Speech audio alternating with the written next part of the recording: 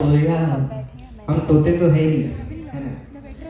हजारों रात का जागा हूँ, सोना चाहता हूँ अब, तुझे मिलके मैं ये पल के भिगोना चाहता हूँ अब।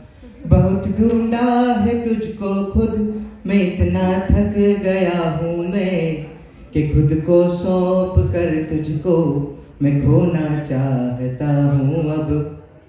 कुमार विश्वास जी की ये लाइनें जब सुनता हूँ तो मुझे मेरी एग्जाम से याद आ जाती है। Hi, my name is Anuj Bhavsar and I am a CA student. तो मेरा इंट्रो बस इतना ही है, क्योंकि सीए स्टूडेंट जब मैंने बोला तो मेरे हालचाल आप सभी को पता चल ही गए होंगे। तो ये जो मौसम है ना, ये थोड़ा प्यार वाला मौसम है, और प्यार हर जगह होता है, हमारे इस कोर्स में भी होता है। बस थोड़ा धीरे, थोड़ा रुक रुक कर और थोड़ा अमेंडमेंट्स के साथ।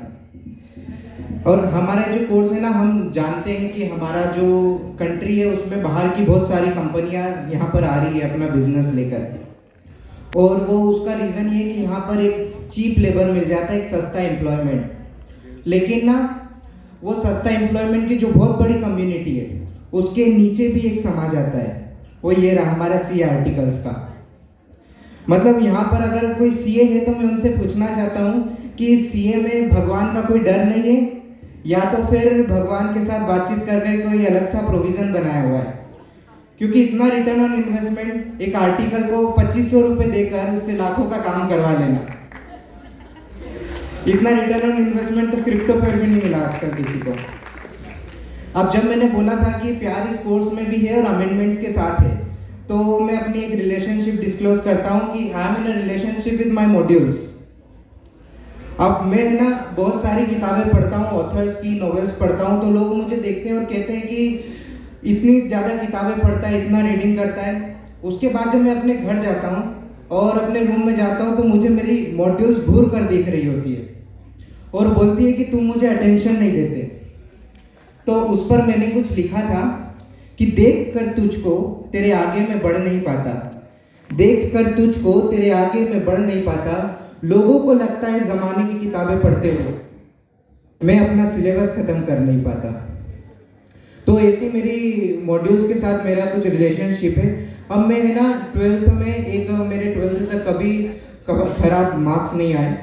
मैं हमेशा से कॉन्फिडेंट, एक ओवर अचीवर सा लड़का था जिसको सब कुछ करना था, एक अच्छी सी यूनिवर्सिटी में एडमिशन लेकर अपने आप को एक्सप्लोर करना था। लेकिन क्या हुआ कि जब 12th में थे, पूरी क्लास ने फॉर्म भरे सीए के, हमने भी भर दिया। अब उसमें से कुछ पास हो गए, हम यहाँ खड़े हैं और बाकी सब बाहर हो गए।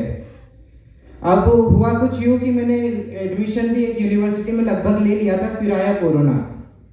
कोरोना के वक्त में मैं जितना बेफिक्र होकर घूम रहा था, मुझे पता ही नहीं था कि आगे चलकर एक कन्फ्यूजन और इनसिक्योरिटी की एक ऐसी दीवार से टकराऊंगा जिसके बाद शायद संभलने में मैं खुद को भी भूल जाऊंगा। अब हुआ ये कि हमने पढ़ाई शुरू की, लेक्चर्स देखे, मैराथन्स देखे, रिवीजन किए, सब कुछ किया। फेल होने का कभी डर ही नहीं था, क्योंकि 12th तक फेल तो क्या, कभी हमने खराब नंबर भी नहीं देखे। लेकिन फिर 13 सितंबर 2021 मेरा फाउंडेशन का रिजल्ट आया और मैं फेल हो गया। मेरी आत्मा मर गई थी, मेरा शरीर अंदर से जल रहा था और मैं कहीं बैठा कोने में रो रहा था। फिर शाम को जब संभल के मैं बाहर निकला तो मुझे पता चला कि मेरे ग्रुप में मैं अकेला ही फेल हुआ हूँ, बाकी सब पास हो गए। तो उस दिन मुझे रियलाइज हुआ कि खुद को डूबने से ज्यादा देखकर जो दर्द होता है ना, वो दूसरे को तिनके का सहारा मिलते हुए देखने से होता है। उसके बाद जब मैं निकला तो मुझे हर कोई मेरा काउंसलर बन गया, हर कोई मुझे बताने लगा ऐसा कर ऐसा कर। बस कुछ ही थे जो आए थे और पूछा था कि क्या बात है, कैसा महसूस कर रहा है, और उनमें से कुछ ही है जो सुनना चाहते थे कि भाई कैसा है। तो मैंने उस दिन को याद करके 2 लाइन लिखी थी कि आंखों में जज्बात लिए, होठों पे खामोशी छाई है, जिन्होंने आंखों से सुना था हमको, मेरी आंखों ने बात बताई है। तो ऐसे मेरा जो सीए के, फिर मैं फाउंडेशन में फेल हुआ, उसके बाद संभल कर इंटर तक पहुंचा, फाउंडेशन पास की। इंटर में अब मैंने अपने सीनियर से गाइडेंस ली। गाइडेंस सीनियर, अब है ना, मैं आप सभी से पूछता हूँ, अगर आपके कोई जूनियर है तो क्या आपने कभी अपने जूनियर को इस कोर्स के बारे में डराया है? अगर नहीं डरा है तो डरा के देखिए, मजा आता है।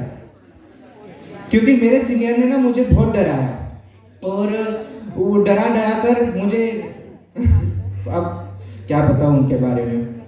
अब है ना, मैं यहाँ पर खड़ा हूँ। अब मेरा शेड्यूल कुछ ऐसा बन गया था कि मैं रोज सुबह लाइब्रेरी जाता था, शाम को लाइब्रेरी से वापस आता था, और आस पड़ोस वाले को लगने लगा कि ये कुछ बोलता नहीं है, इसमें घमंड आ गया।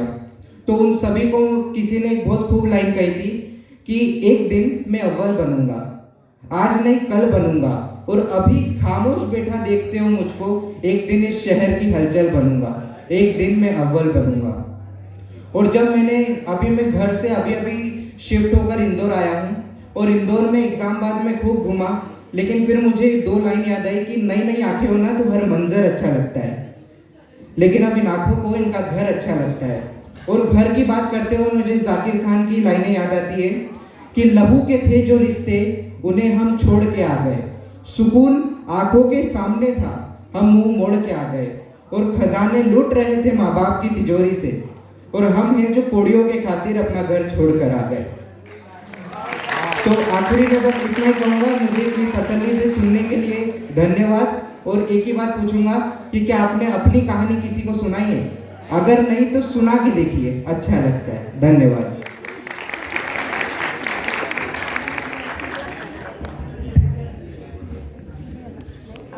I would like to call now